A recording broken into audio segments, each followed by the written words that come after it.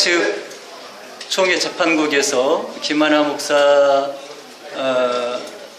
청병에 대해서 합법인지 아닌지에 대한 그런 판결을 한다고 해서 왔습니다. 많은 언론기관에서 관심을 갖고 취재 경쟁을 하고 있는 것 같습니다. 현재 상황은 11시에 이제 시작을 해서 회의가 진행되고 시간표상으로는 오후 1시 반쯤에 하는 것으로 되어 있는데 원래 11시에 진행된다는 그런 소식이 있었기 때문에 다 11시에 맞춰서 기자들이 이렇게 와서 취재 경쟁을 하고 있습니다.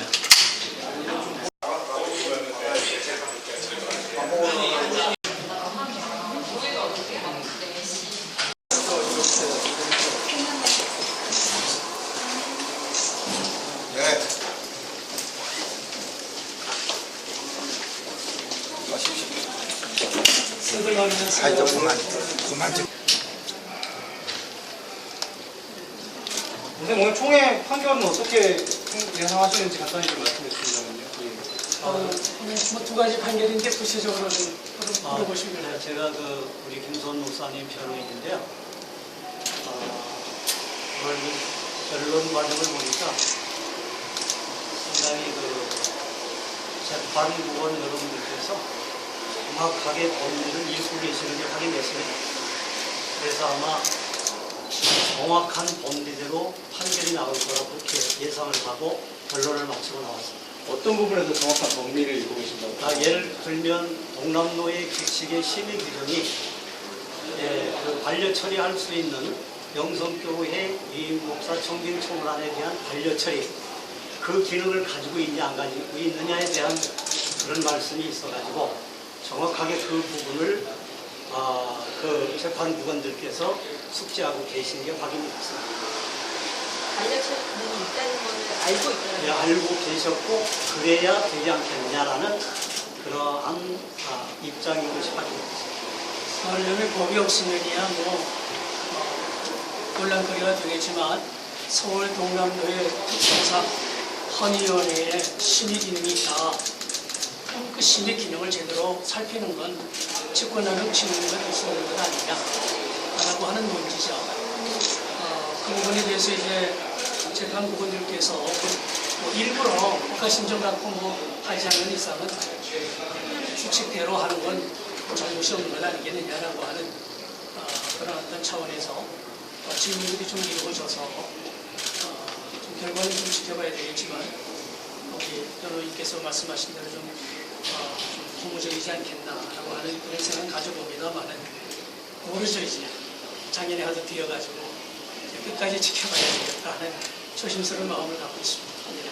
지금 이 법을 잘 알고 있다는 정확하게 숙지하고 있습니다. 재가가 인정될 텐데 그 부분에 대한 정확한 숙지를 재판부원들께서 하고 계시기 때문에 그에 대한 합당한 그런 어떤 판단이 나오지 않습니다. 지금까지 말씀하신 건 면직 출교권에 대한 말씀하시는 거죠? 네, 오늘은 우리 김소원 목사님 서울 동남노예 재판국에서 면직 출교 받은 것에 대한 상고심에 대한 변론 그 과정을 지금 마치고 나온 거고요.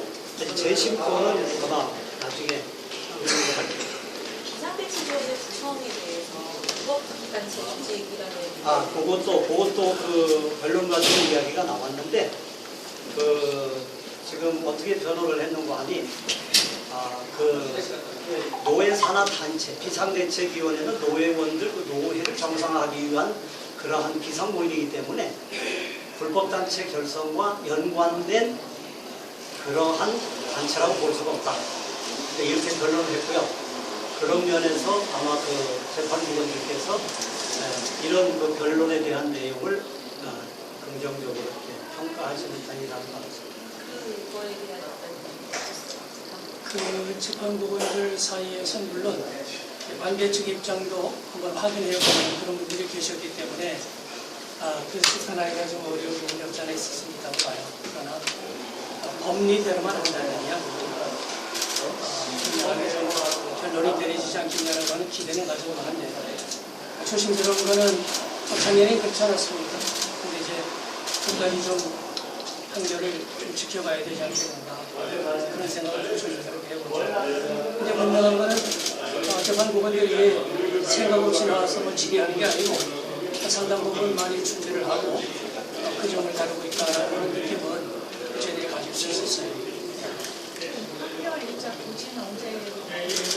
그거는 판결 일자 공지는 내리지 않고요. 이제 재판부에서 이제 결정해서 처리하는 상황이고 저희들은 이제 이번 이제 상고심 결론 이걸 잘 마치고 좋은 결과가 나오지 않겠나 이렇게 나왔습니다. 혹시 이번에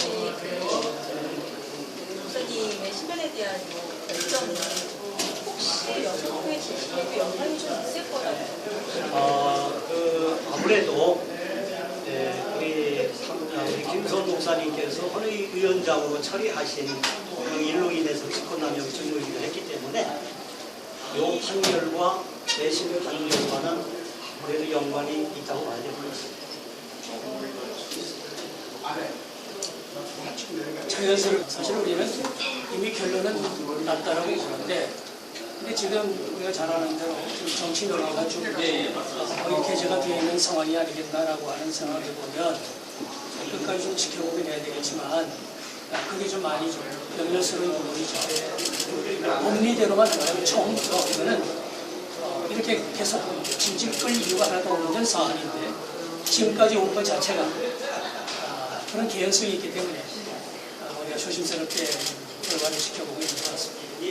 그런 좀 조심스러운 어떤 얘기도 있는 걸 보면 참 저희들로서도 좀 많이 우려스러운 부분이 바로 거기입니다. 이게 총회 임원들과의 관계 아니면 여러 가지 명성과의 이런 참 난명상들이 이게 어떻게 오늘 마무리가 될는지 모르겠습니다만은 좀 제대로 바르게 저는 그렇게 생각을 해요.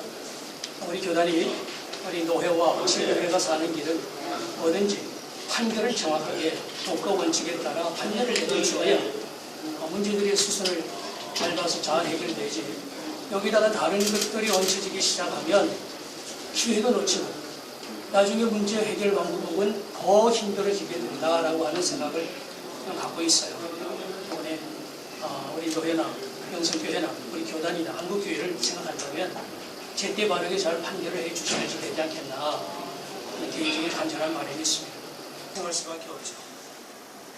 그런데 지금 저희가 이제 가처분 건도 이제 내일 한 건이 있고 또 내일까지 준비 서면에서 마감을 하고 25일 이전에 사회법정에서 가처분 건이 아마 판결이 되리라고 봅니다. 저희는 우리 교단이 자기 권위를 가지고 분명하게 먼저 매듭을 지어 주셔야지 많이 하나 미루다가 사회법정에서 먼저 제대로 판결이 나와버리게 되면 저는 이것도 참 부끄러운 일이라고 저희는 생각을 해요. 그렇기 때문에 총회재판국은 시대의 역사 앞에 무엇보다 하나님 앞에 공정한 재판을 통해서 자기 권위를 회복해야 될 기회를 삼아야 되지 않겠나 저는 그렇게 생각하고 있습니다.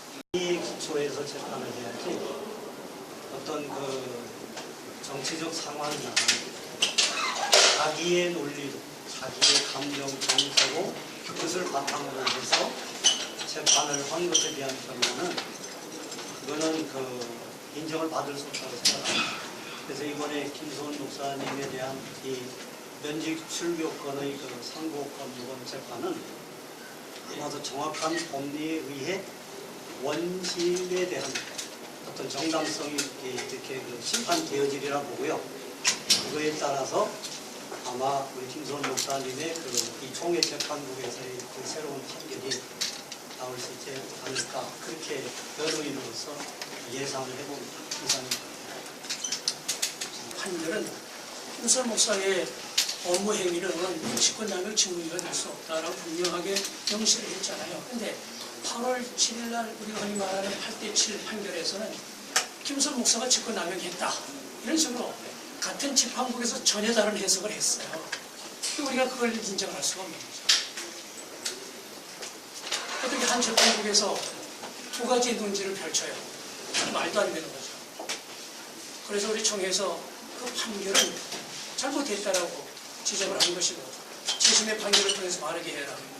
상식적으로 봐도 이걸 어디다가 판결문이라고 내놓기가 부끄러운 판결 아니겠습니까? 여러분들 보시는지 모르겠지만 그 서울 동남노회 노회장 선거는 무효다. 무효인 이유가 뭐냐? 명시를 해놨단 말이에요. 근데 그 판결과 완전히 뒤바뀐 마치 최관순 목사의 행위 자체도 합법적인 것처럼 판결을 한 게 작년에 8월 7일 날 8대7 판결에 반영이 됐던 거거든요. 그걸 어떻게 우리가 인정할 수 있겠습니까? 그걸 어떻게 통합총회 재판국에서 나온 판결문이라고 그걸 어떻게 역사 앞에 내릴 수가 있겠냐.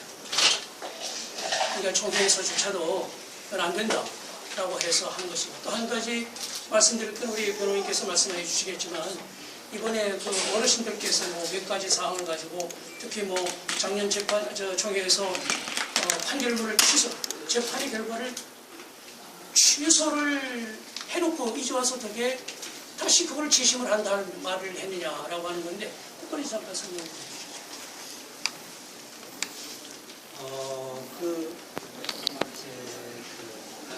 재심은요, 재심 있지 않습니까? 작년 8월 7일 날 판결하는 것에 대한 그 원심이고요. 그 다음에 이제 이번에 재심 선고를 했는데, 재심은 총회 재판국에서 확정 판결된 것에 대하여 어떤 그 결함이 있다라고 판단이 될 때 청구권자가 청구를 해서 재심이 이루어지는 겁니다. 흔히 이제 우리 교단내나 또 이렇게 한간에 총회가 재심을 결의했다 이렇게들 판단을 하시는데, 총회가 재심을 하기로 결의한 게 아니고 원고 측에서 확정 판결을 받은 그 판결문을 수령한 이후 30일 이내에 재심을 청구해서 이번 재심이 이루어졌기 때문에 이 재심은 적법하고 합당하고 법의 절차에 의해서 지금 이루어지고 있고요. 그래서 이제 앞으로 재심 판결을 앞두고 있는 그런 상황입니다. 흔히 생각하기를 총회의 결의로 재심이 이루어졌다 이렇게들 말씀들 하시잖아요. 근데 그게 아니고 당사자, 소송 당사자의 청구에 의해 재심이 이루어졌다고 하는 사실을 이해해 주셨으면 좋겠습니다. 아주 정당하게 지금 적당하게 합당하게 지금 진행이 되고 있습니다. 한 가지 부연해서 말씀드리면 지금 이번에 전 법리부수장들께서 은퇴하신 분들 주장하기를 103회 총회에서 재판국에서의 판결 자체를 취소를 시켰다. 못 받겠다고 취소를 시켰다. 그걸 결의를 했다. 그러면 그 원심 재판 자체가 없는데 무슨 또 재심이냐 이렇게 주장하고 있는데요. 그거는 이제 총회장께서 나중에 위진안건 처리 과정을 통해서 그건 총회장이 말이 실수일 뿐이지 원리 원칙을 따지자면 재판이 오면 재판대로 그냥 보고를 하고 다만 총회에서 결의한 건 뭐냐면 그 재판의 내용을 우리가 수용할 수 없다. 그 건이거든요. 그렇기 때문에 그 건 때문에 우리가 뭐 총회 결의를 해서 우리가 재심을 청구한 게 아니고 이미 총회가 있기 전에 9월 7일 날 총회는 9월 10일서부터 시작됐지 않습니까? 9월 7일 날 우리가 접수를 했고 그 접수된 재심 청구에 대하여 재판국에서 개시 결정을 내린 거예요. 때문에 그런 오해가 없었으면 좋겠다는 말씀을 전해드리고 싶습니다. 지금 대한예수교장로회 통합 측 재판국 명성교회 김하나 목사 위임 청빙 합법이냐 불법이냐 여부에 대한 판결을 앞두고 있습니다. 지금 많은 기자들이 관심을 갖고 이제 재판국의 발표를 기다리고 있는 중에 있습니다. 카메라에 눈살 보면 됩니다. 아, 망했다. 다룰 수 있다.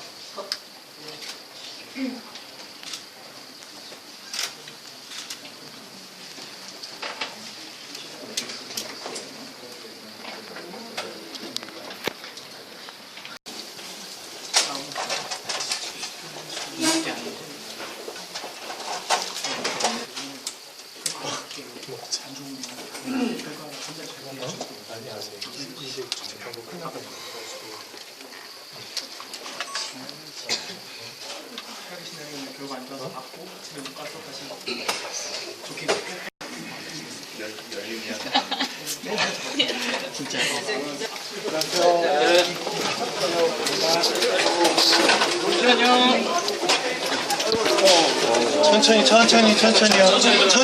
천천히요.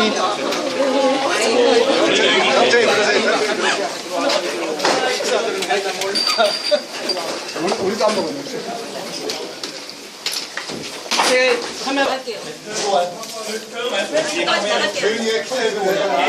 이렇게 안 가리죠? 예. 저기 KK 뒤로 좀 천천히 해주세요.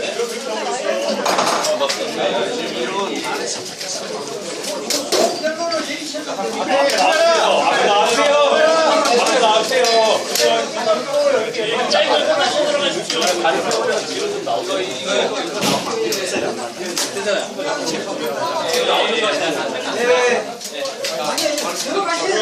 주십시오. 평점 말씀하십니다. 예, 다른 측면도 말씀해 주십시오. 다른 측면도 말씀해 주십시오. 국장님과 재판부원입니다. 조용히 해야 말을 하죠. 방금 아닙니다.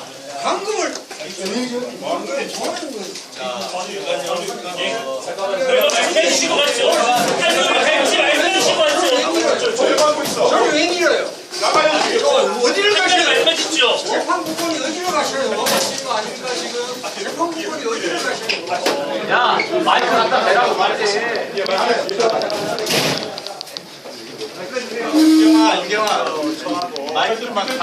잠시만요. 주심이 오 목사님하고 우리 재판부를 대신해가지고 말씀을 드리려고 그렇게 했어요. 6월 달에 우리가 약속을 해서 7월 달에 결론을 내리려고 했는데 오늘 결론을 못 내는 것은 진심으로 미안하게 생각합니다. 그런데 우리가 최선을 다해서 끝까지 여러 가지 사건을 놓고 이 문제를 놓고 심도 있게 여러 가지 의논했어요. 그래서 여기서 두 분이 또 나갔잖아요, 그죠? 네. 그래서 결론을 못 내리고요. 다음 달에 또 다시 이렇게 할 수 있게 이렇게 조경기가 되는 것 같아요. 뭐 우리 주심원 영성교회 이 사건의 심각성, 그 중요성을 잘 알고 있습니다. 그래서 누구보다도 우리가 기도하면서 우리 하나님을 믿는 사람이기 때문에 또 하나님의 목사이기 때문에 성경과 우리 헌법과 우리 신앙 고백을 담아서 이 시대에 우리가 알뜰하게 우리의 신앙 고백으로 내놓으려고 몸부림을 치고 있습니다. 저 개인적으로는 1938년 27회 우리 총회 때 신사참배한 다음번에 거의 비등한 거 진지하게 임하고 오늘도 정말 우리가 감동을 받았습니다. 그렇게 해서 더 알뜰하게 더 좋은 우리 재판 판결로 말하기로 그렇게 결정을 내렸습니다. 그러다 보니까 오늘 우리가 판결을 못하고 다음 달까지 있는 것 같습니다. 진행 중입니다. 이상입니다. 피고가 없어서 판결 못하는 겁니다. 피고가 없어서 판결 못하는 거예요. 아니고 그런 문제 저런 문제 다 우리에서 진행 중이고 다음 달에 우리가 판결할 겁니다. 5일날 8월 5일날 다시 모이기로 했어요. 목사님들 지금 한국교회 성도들이 얼마나 이 문제 때문에 치욕스럽게 생각하는지 모르시겠어요? 교회장 안에서만 지내시니까 그런 게 안 느껴지십니까? 언제까지 교회를 기만하실 거예요 진짜로? 자, 이걸로 마치겠습니다. 총의 의기를 받으셔야죠. 네? 총의 의기를 받으셔야죠. 아니 뭐가 목사님 문제예요? 후배들한테 부끄럽지 않죠? 총회에서 의기를 안 부끄럽지 않아요? 문제예요. 뭐가 문제인지.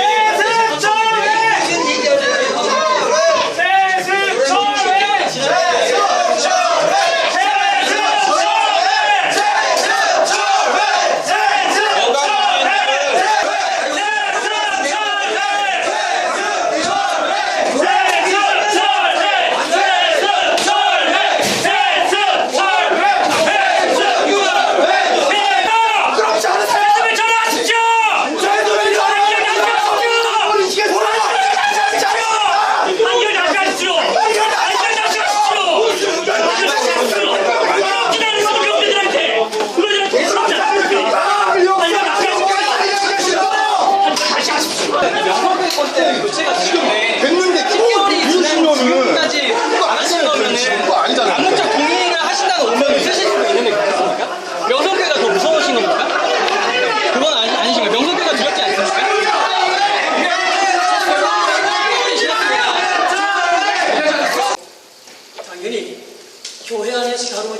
것은 누가 보더라도 상식이 있고 기본이 있고 또 그 이상의 것이 되어야 된다고 봐요. 그게 복음 아니겠습니까?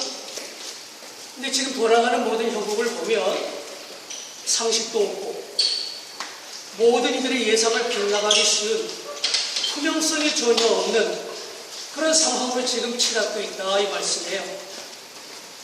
너무나 답답하고 너무나 안타깝습니다. 교계의 질서를 위해서, 특히 우리 교단의 질서를 위해서 법과 원칙이 정해졌고 모든 문제는 법의 테두리 안에서 해결하도록 방침을 지어준 게 교단법 아니겠습니까? 더 이상 뭘 고민합니까? 더 이상 뭘 의지합니까?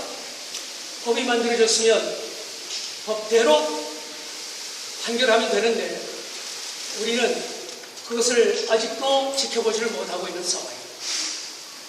참으로 통탄하고 안타깝게 그지었습니다. 저희 시민분들도 바른 판결이 내려지면 바른 판결을 가지고 명성교회를 어떻게 도울 것인지 고민 많이 하고 있습니다. 죽이려고 하는 게 결코 아니에요. 바른 질서 안에서 그 교회를 바르게 세우려고 지금 고민하고 있는 상황인데 그렇게 되기 위해서는 무엇보다 바른 판결이 존재가 되어야 노회가 그 권위를 가지고 교회를 잘 지도해서 건강한 교회로 세울 수 있다는 겁니다. 바른 판결이 전제되지 않고서는 그 교회를 어떻게 도울 수 있겠어요? 뭘 기준으로 해서? 그런 면에 있어서 8월 5일 마지막 한 번 더 기회를 갖고 바른 판결을 한다고 약속을 했는데 과연 그 약속이 어떻게 지켜질는지 저희들은 사실 의심을 하지 않을 수가 없어요. 지금 상황에서 노회도 지금 수승도에다 뭐다 해가지고 굉장히 어지러운 상황입니다. 그런 모든 것들을 판결을 통해서 하나 정리를 해줘야 되는 게 총회재판국의 사명이라고 생각하는데 총회재판국이 질서를 잡아주지를 못하면 결국 우리는 누구를 의지하고 뭘 판단의 기준으로 해서 노회 질서를 회복할 수 있겠습니까?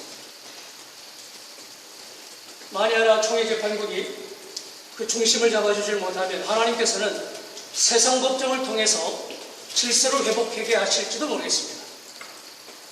다행스럽게도 25일 이전에 가처분 판결이 떨어질 것 같습니다.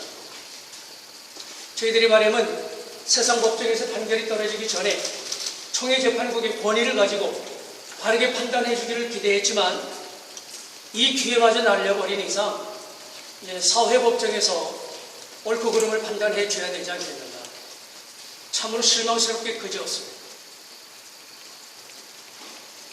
저는 안타까운 게 대한예수장로 서울 우리 통합적 총회가 이 정도밖에 되지 않았다. 자괴감을 갖고 있습니다. 적어도 우리 통합 측이 갖고 있는 자존심과 자긍심을 송두리째 내팽개쳐버린 것 같아서 너무나 서글프고 너무나 안타깝습니다.